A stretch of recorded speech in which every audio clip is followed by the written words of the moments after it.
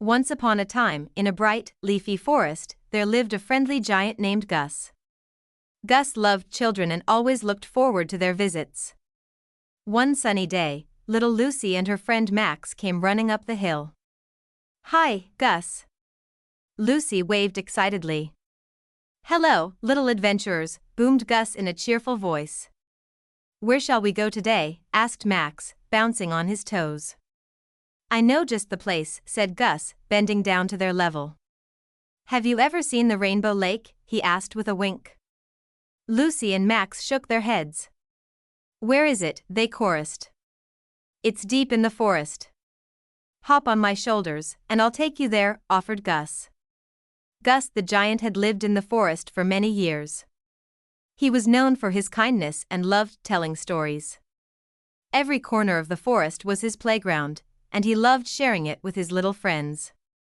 Gus wasn't like other giants who sometimes roared and stomped. He spoke softly, used gentle hands, and never made anyone feel small. The children felt safe and happy with Gus. He wore a great big hat and always carried a map of the forest for his adventures. Lucy loved his stories most because they made her dreams feel real.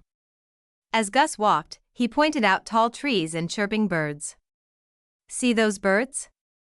They have feathers that sparkle in sunlight," he said. Max laughed. "They look like flying jewels." Gus chuckled. "Yes, they truly do. And over there, watch the squirrels." Lucy watched as a squirrel darted up a tree. "It's like they're playing tag," she exclaimed. Gus nodded and kept walking until they reached a beautiful meadow. "Here's something special," he said, showing a path of colorful flowers. Max sniffed the flowers. "They smell like candy." "Hold tight, the Rainbow Lake is just around the corner," said Gus. Finally, they arrived at the Rainbow Lake, and it was magical. Colors danced across the water like millions of tiny rainbows. Lucy gasped. "It's the prettiest thing I've ever seen." Max's eyes were wide. "Let's jump in." "Not quite yet," chuckled Gus. "Look closely, the water is special." The children leaned in. "Why is it special?" asked Lucy, curious. "It's enchanted. Every splash shares a story from the past," explained Gus. Max watched carefully. "Can we hear a story, please?" Gus touched the water gently, and images began to shimmer. There were knights, dragons, and faraway lands in the ripples. Gus told tales of adventure as the children listened in awe.